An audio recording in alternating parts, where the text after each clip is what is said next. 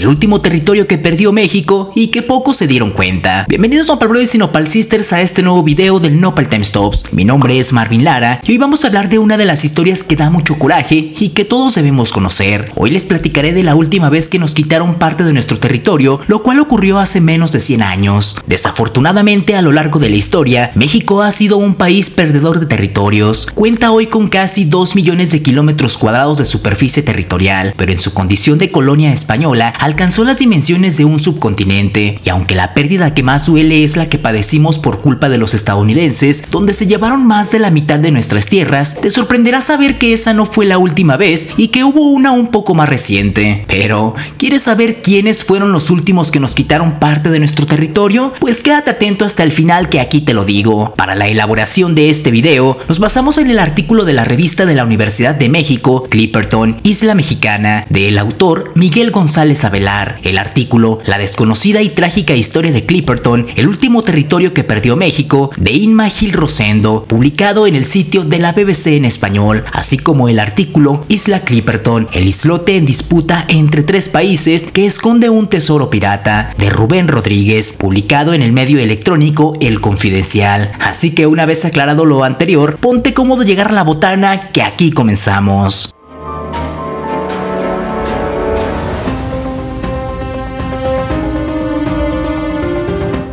Número 1. ¿Dónde está Clipperton y por qué pertenecía a México? También conocida como la Isla de la Pasión o Médanos, se trata de una isla que prácticamente no aparece en ningún mapa, que debe su nombre a uno de los piratas más conocidos, que podría esconder un tesoro y que hasta hace pocas fechas ha sido motivo de conflicto entre varias naciones, entre ellas México. Si los argentinos no olvidan lo que los ingleses hicieron con las Maldivas, de igual manera los mexicanos no debemos olvidar que nos quitaron Clipperton. Esta se encuentra localizada en el Océano Pacífico Norte, a 1120 kilómetros al sudoeste de Punta Tejupán, en el estado de Michoacán, en México, que es el punto más cercano a tierra firme. Desde ahí, ya podríamos afirmar que debería ser parte de nuestro país, al estar más cerca a nuestro territorio que al de cualquier otra nación. Pero si este argumento no te resulta suficiente, te voy a mencionar otro aún más importante. Corría el año de 1521 cuando Fernando de Magallanes fue el primero en describir la isla. Desde su embarcación divisó la pequeña porción de tierra, la describió y la incluyó en sus cartas de navegación, pero nunca llegó a desembarcar en ella. Por eso, a pesar de ser oficialmente su descubridor, la legitimidad de la isla quedó en un limbo que supo aprovechar en 1705 el pirata inglés John Clipperton, quien estableció el islote como su base de operaciones. En 1821, con la Declaración de Independencia de México, nuestro país se consideró heredero de los derechos de España y con ello decidió que aquella isla que descubrió Magallanes pasaría a ser parte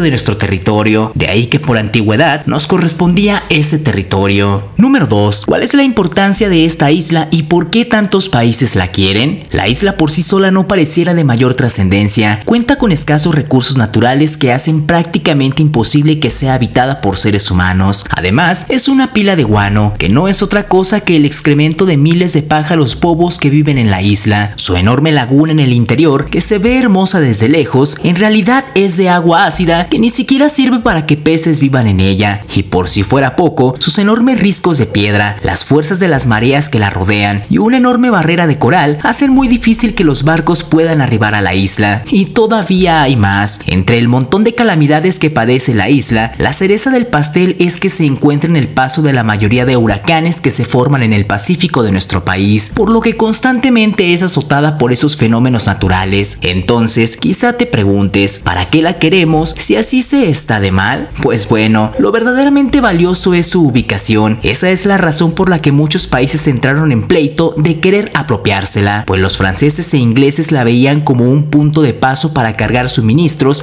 para las embarcaciones que cruzaban el Canal de Panamá, y los estadounidenses como un sitio estratégico para colocar una base militar de vigilancia para cualquier amenaza que se acercara a su territorio desde el Pacífico. Así que su ubicación hace que valga su peso en oro, pues incluso han habido proyectos de convertirla en un sitio turístico como las islas de Hawái y otras islas del Pacífico. Número 3. El agandalle de Francia para quedarse con la isla. El tercero en discordia en la relación entre México y la isla Clipperton fue Francia, y es que ellos también se sentían con derechos sobre ese territorio, aunque desde mi punto de vista, sin razón. El origen del interés de Francia por la isla nació a mediados del siglo pasado, principalmente a causa del antiguo interés de los franceses por abrir una ruta marítima en el istmo centroamericano. En 1858, muchos años después de su descubrimiento y que el pirata Clipperton la convirtiera en su base de operaciones y donde aparentemente escondió un tesoro, salió un francés de apellido Lockhart que le ofreció a Napoleón III un trato irresistible. Le propuso reclamar para Francia una isla abandonada en el Pacífico que sería clave para abrir una ruta marítima y que a cambio le dieran un contrato de exclusividad para recolectar el guano de las aves, que resulta muy bueno como fertilizante. Evidentemente Napoleón no rechazó la oferta. Para pronto organizaron un buque a cargo del teniente de navío Victor Lecoq, que ni siquiera pudo desembarcar en la isla, y así el 22 de noviembre de 1858,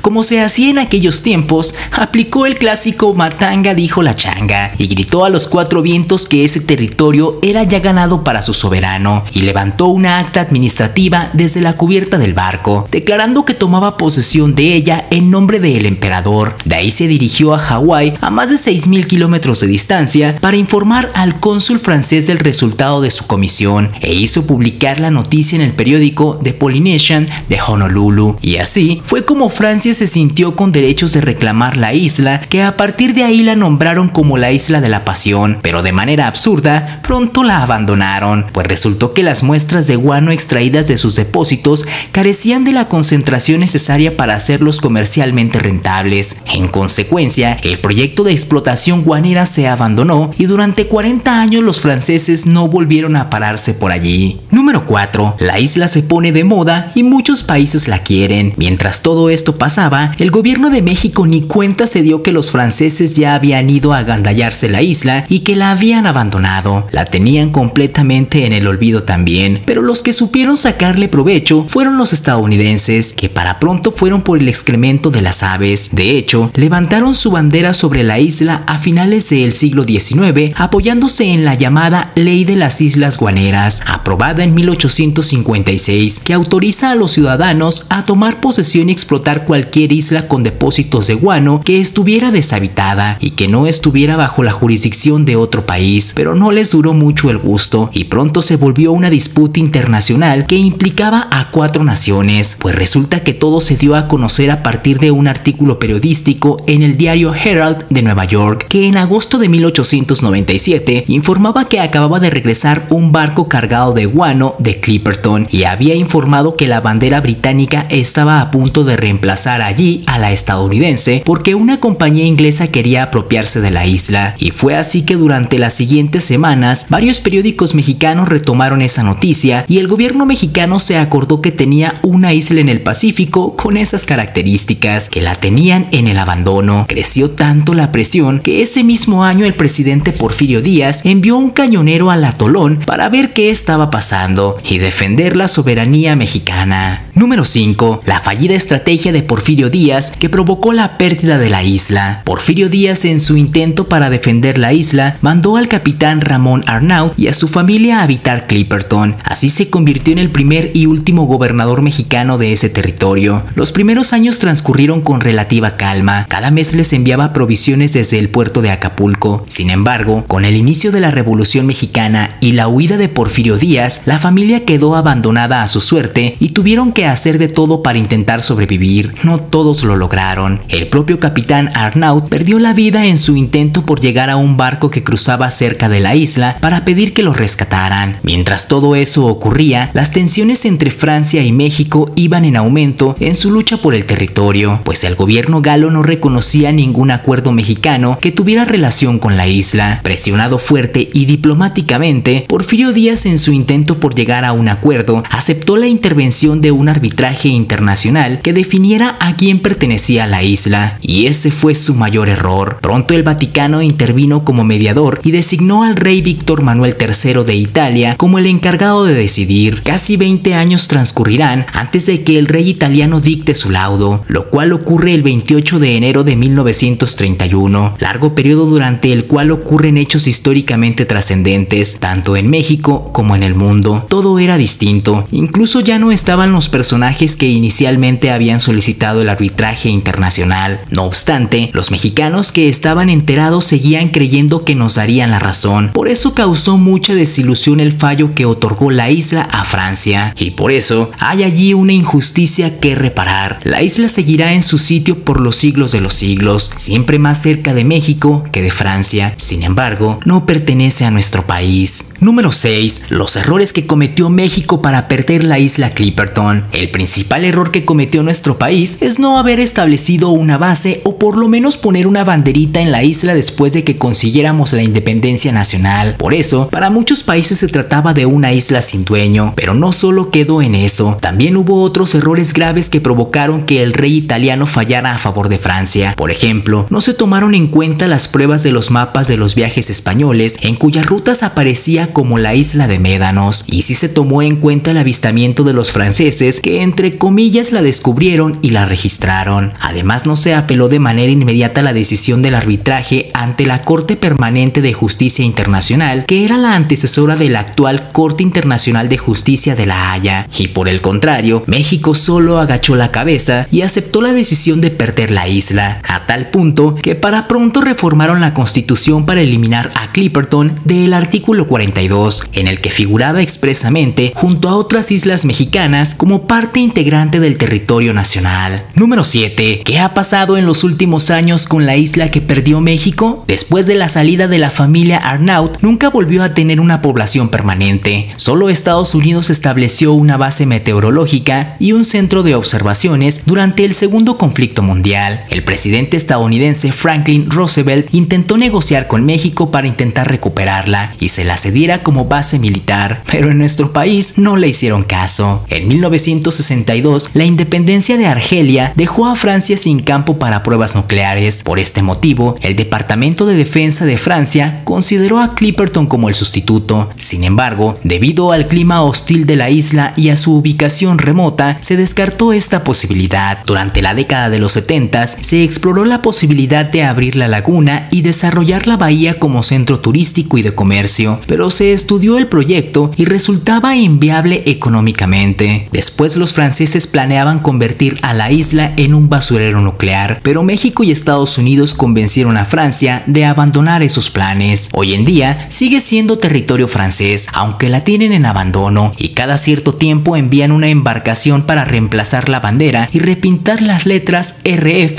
de República Francesa, inscritas sobre un monumento de cemento. Gracias a Clipperton, Francia obtuvo una zona económica exclusiva de 425,000 kilómetros cuadrados de aguas oceánicas, que es el equivalente al tamaño de Paraguay, en una de las áreas de pesca más ricas del mundo, en la que irónicamente le permite capturar atún a México por medio de un acuerdo de pesca. Pero pocos en México recuerdan o cuestionan ya la pérdida de Clipperton. Muchas gracias Nopalbrothers y Nopalsisters por ver nuestro video, y como siempre la opinión más importante es la tuya, por lo que te pedimos que nos dejes en los comentarios si crees que México debería hacer algo para intentar recuperar este territorio perdido. Estaremos muy atentos para leer lo que nos escribas. Te invito a que me sigas en mis redes sociales como Twitter, pero sobre todo en Instagram. Te dejo los links en la descripción. Tampoco olvides suscribirte a nuestro canal y activar la campanita para que no te pierdas ninguno de nuestros contenidos. Tu ayuda es muy importante porque nos permite crecer y llegar a un mayor número de personas. Te esperamos en nuestro siguiente video. Nos vemos, hasta la próxima.